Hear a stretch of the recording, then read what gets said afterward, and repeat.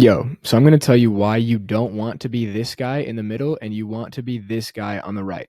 So the guy in the middle says, I'm normal, I'm average, I fit in, I know what's going on in the news, I know what's going on in the sports leagues. I have the same conversations with everybody. Everybody perceives me as normal. I have a normal job. I'm successful. I'm living in this apartment. Uh, this is my career path. This is my degree. This person is never going to reach their potential, just putting it flatly, putting it bluntly. This person over here says, yeah, I'm fucking weird. I'm strange. I'm different. And he says the same thing as the midwit, right? Or the retard or whatever you want to call him on the left side of the graph, where he's like, yeah, I'm really weird. I'm strange. The difference between this guy and this guy is strange in the way that he actualizes his highest potential. This guy's just a fucking weirdo. You don't want to be this guy, but you also don't want to be this guy. You want to be this guy. You want to be the one who's different. You want to be the one who's unpredictable. You want to be the one who people can't quite put their finger on. You're kind of a mystery. Anybody that you look up to, anybody that's gone and created anything meaningful in the world has done so by leaning into what makes them strange or different. And so the prerequisite to doing anything meaningful or interesting or great in the world is actually having the courage to step out of the mid curve and be perceived as weird or strange and lean into who they truly are, their authentic nature, their highest expression. There's a chapter from the book Reality Transurfing, which is one of my favorite books, if not my favorite book, on becoming a star. And essentially what it talks about is every individual soul has a sector in the alternative space, which is the parallel realities or quantum field, where it becomes a star and it reaches its highest destiny. And it does it by avoiding pendulums, avoiding societal structures, avoiding the opinions of others, and following the authentic string of the heart's desire. So I want to give a few examples of this. This is why I'm making this video. Yesterday, I was meeting with my psychology professor about a final project, which is due like today. So I'm going to be doing it after I make this video, sadly, but it's my last day of school. And he's like, what are you going to do after graduation? Right? Because I'm graduating in a week or two. And I was like, yeah, I'm going to move to Thailand. I'm going to build online businesses and I'm going to run retreats. And he looked at me. He's like, that's the strangest answer I've ever heard. And I was like, yeah, I know. And then he's like, I want to like follow, like, I want to see what you do. I was like, yeah, you can like, I write on Substack, like I post on social media. You can follow me if you want. So I don't know if he's going to follow me, but I thought it was quite funny. So I wrote it down. I sent it to my friend. I put it out as a tweet. It's actually kind of going somewhat viral on Substack right now. And then something else happened an hour later. I went to the gym in my hometown and just getting into the gym, starting to hit back. And one of my old friend's dads saw me. So he came up to me and said, hi. And he started talking to me. He's like, yeah, where are you going to go? Like, are you going to continue traveling? Because I kind of have this reputation in my hometown as like this traveler. And so he asked me, he's like, where are you going to be going? I'm like, yeah, I'm going to go to Thailand. And he looked at me and he's like, you always go to the strangest places. So I was like, that's so funny. Two people within an hour or two said the same word related to me. Like, that's just strange, right? Like, what you're doing is strange. What you're doing is different. It even happened. The third example is in football this year. One of my teammates was telling my coach about how I like sat in a cold plunge for like 3 minutes and like put my head underwater or something. And my coach was like, yeah, Jack's just a different person. He's just different. And so what's so interesting about this is 5 years ago, that comment would have brought so much insecurity over me. 5 years ago, 6 years ago, when I was first entering college at 18, 19, I remember thinking to myself, like, I don't even know if I have a fucking personality. Like, I don't know, like, what makes me unique. I was so concerned with fitting in and following the status quo and doing the right major and getting the right internship and saying the right thing at football or saying the right thing at a party that I really didn't know who I was internally. And so if somebody would have said you're different or you're strange 5 years ago, I would have been so insecure because I wanted so badly to be this guy. I wanted so badly to just have that social approval and to fit in and be normal.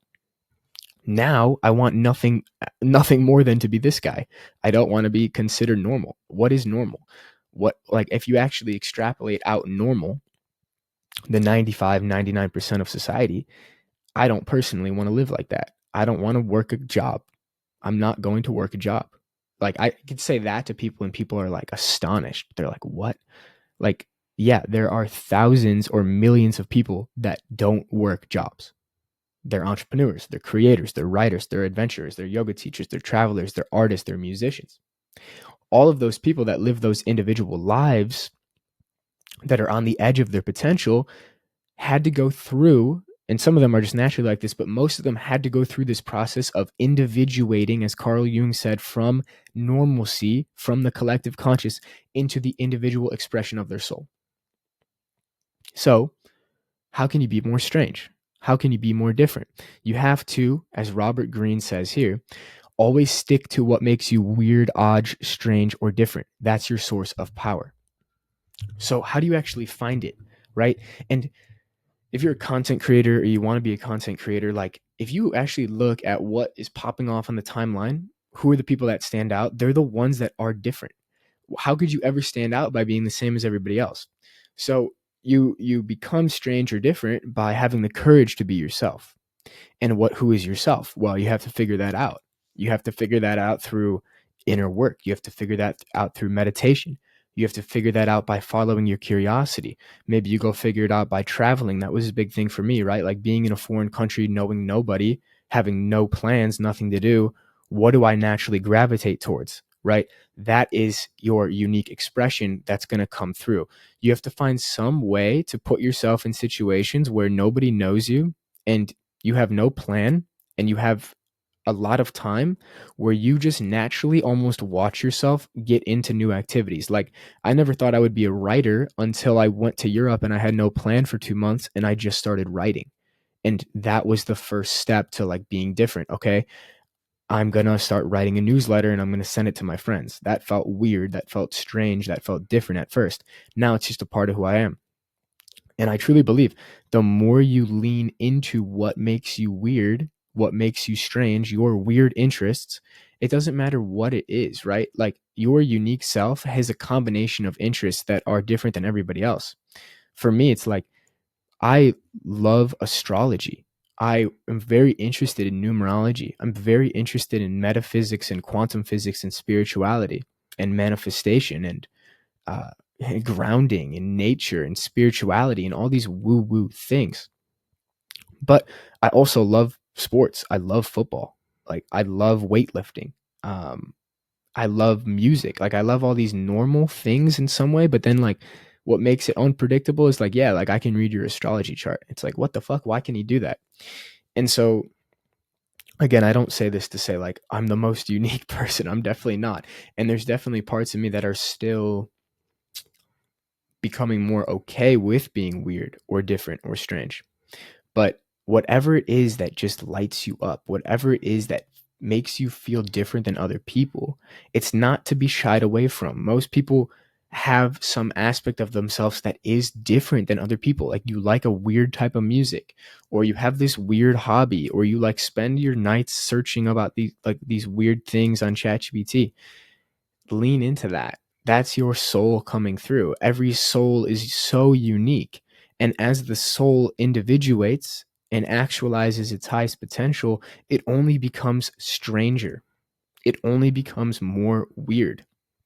And so there's this period where, like, maybe a few years, it could be different depending on where you're at and how quickly you ascend.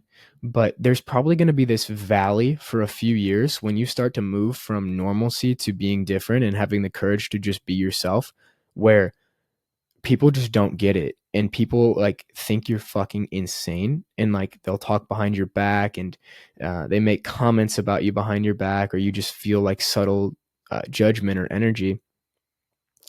But it will come to a point where, so long as you maintain the courage and the conviction and the faith to keep going your own way, 3, 4, 5 years from now, people will look at you and say, wow, he got lucky. Like, oh, he's so lucky to be making music for a living. He's so lucky to be a YouTuber. He's so lucky to like, be an entrepreneur and be able to travel the world.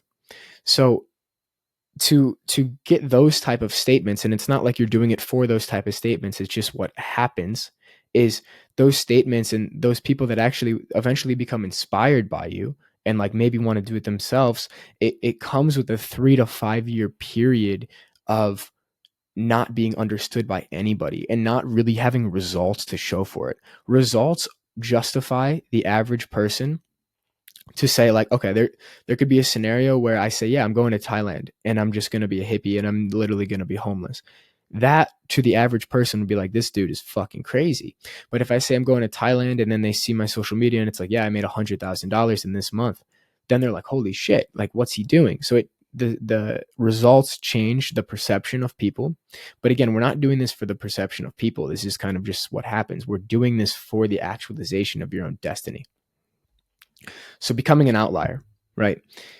Becoming an outlier is dependent upon your ability to differentiate yourself from other people. What is an outlier? Like, break down the fundamental first principles of what this even means.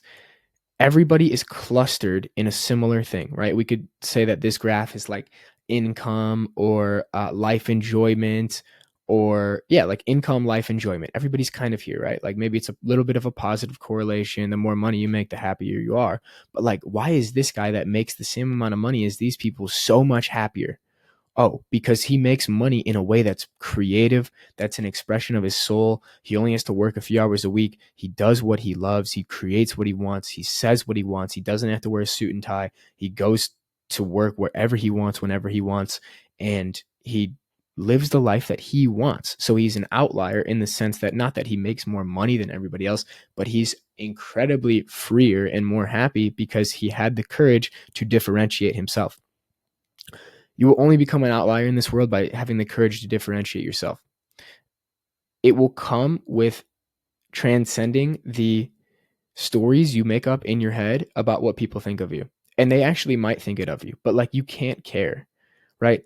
I've had resistance in my life and even up to this day of like posting on Instagram or like posting on YouTube here because I know people from my life that know me as a certain version of myself see it. They know me as the 18-year-old football player and like normal fucking American dude that they grew up with. And so sometimes when I'm going to post, it's come into my head of like, fuck, what's this person gonna think? Fuck, like I know my dad is watching my fucking videos, or like fuck, my mom is reading my newsletters. Like, should I say this thing? Like, all of those outside thoughts have to be transcended if you want to have a semblance of hope to become everything you're meant to be. And eventually, you do that for long enough, they'll accept it. Everybody you're worried about will accept it. If they don't, they're not meant to be a part of your life anyways, but they will accept it and they'll actually glorify and praise it. But the paradox of that is they're not going to support you becoming strange or different or going your own way for the most part. It's unlikely, right? It's like the crabs in a bucket analogy. People will try to pull you back, or it's like the poppy seed analogy, like the tallest poppy gets cut down or whatever that thing is. So when you are on the path of becoming unique, becoming differentiated, and going your own way, people aren't probably going to outwardly support you very much. If you do find the people that do support you, like you have that one friend that's like, bro, fucking go for it. That's your homie. Like that's somebody you want in your life. Most people will not say that because they have envy, they're jealous, they are in competition. Most people are living in those frequencies. But the person who's free enough within themselves to encourage you and say, dude, fucking go for it. Why not? That's your homie, right? Stay close to that dude. But for all the other people that don't support it, that can't understand it, that don't want to ask you about it or talk about it, you have to completely let go of what they think of you. Now, how do you do that? How do you let go of what they think of you? There's a few ways. Meditation and prayer. This is like getting esoteric, but you have like psychic cords with people, basically like mental energy you could think about, like connected with people. And oftentimes those psychic connections or cords can cause hindrances in your own ascension. So through meditation, through esoteric work, through prayer, you can command that cord be broken. You can command that karmic attachment be gone. And as you cut those cords and clear those energies, you become more free to become yourself. So that's like the inward game psychic clearing, cord cutting. Look into that if you're curious. Maybe I'll make more courses about it. I'll probably make more courses about it in Transcendence. So if you want to learn that stuff, join Transcendence. Link below. But the other way is you just have to push through. Like, it sounds like simple advice, but you have to have the courage to act when you don't feel like it. I give the example often of the first time I sent a tweet ever, and now I tweet whenever I want. But the first time I sent a tweet, I had the tweet ready on my phone for 10 fucking minutes. And I was staring at it, and I had 900 people following me from my old life, football teammates, coaches, friends, people from home, family.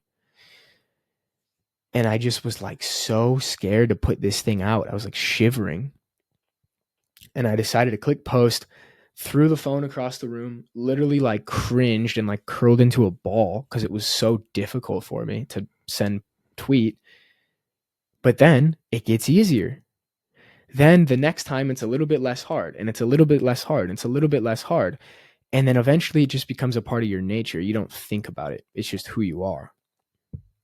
But it will require that courage to act in ways that people can't understand. I don't know what that looks like for you, but like, I know people that want to start making content. Put out an Instagram reel. It's not going to kill you, right? Put out a post, put out a newsletter. People might think it's weird. Doesn't matter. The people who are meant to be in your life will encourage you. So you have to take that external action, but also at the same time, do the internal clearing work to become free of it in the first place. So again, summarizing this, you don't want to be this guy. You want to be this guy. This is your highest potential. Your highest potential lives in the domain where you are strange or different or weird. And I could give examples of different people throughout history. Steve Jobs, the normal people will criticize him for many things that he did. Only eating fruit, not getting chemotherapy, fasting, going to India and taking LSD. Like, these things, the normal people are like, he's fucking crazy. But then it allowed him to become this person that changed the world, and now every one of us has one of these. Why? Because he was willing to be different. There's even that Apple advertisement. I'll pull it up here. I don't know if my screen is sharing to the new screen, but I'll copy and paste the image and I'll put it over here.